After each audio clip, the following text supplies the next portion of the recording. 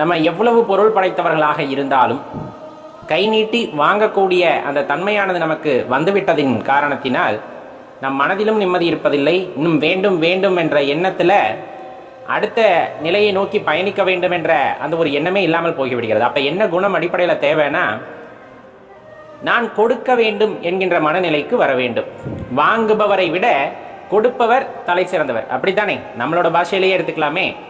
ஒரு பொருளை யாசகமாக பெறுகிறீர்கள் அப்படிங்கும் போது நம்மளே ஒரு இடத்துல வச்சுக்கோங்க, அந்த யாசகம் கொடுப்பவர் அப்படிங்கிறவரை ஒரு இடத்துல வச்சுக்கோங்க. இந்த ரெண்டில் நீங்கள் யாராக இருக்கணும்னு ஆசைப்படணும் அப்படிங்கிறது தான் மனித மனதின் தெளிவு அப்படின்னு சொல்லக்கூடியது.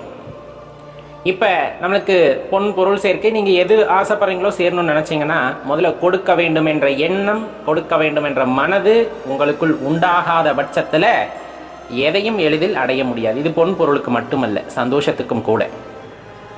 சந்தோஷத்துக்கும் கூட எப்படி நம்மளால சொல்ல முடியும்?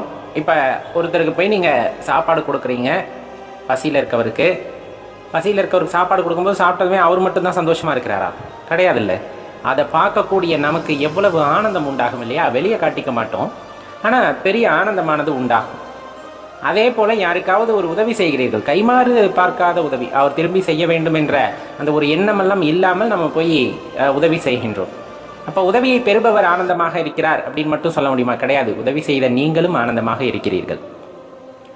அப்போ தெளிவாக தெரிஞ்சுக்க வேண்டிய விஷயம், ஒரு பொருளை மற்றவங்களுக்கு கொடுக்கணும்னு நினச்சிங்கன்னா அந்த கொடுக்கக்கூடிய சந்தர்ப்பத்தை இந்த பிரபஞ்சமானது உங்களுக்கு ஏற்படுத்தி தரும். எப்படி? உங்களுக்கு அந்த பிரபஞ்சம் கொடுக்கும்.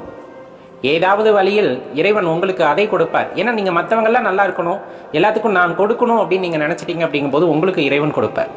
ஆனால் அந்த மனநிலை யாருக்குமே வர்றதில்லை. எங்கேயாச்சும் வந்துட்டு யாராச்சும் ஏதாச்சும் கொடுக்க மாட்டாங்களா அப்படிங்கிற ஏக்க நிலையிலேயே நம்ம இருக்கிறனால நம்ம சொல்கிற இந்த பாரம்பரியம் பண்பாடு எல்லாத்தையும் தொலைச்சிட்டோம்.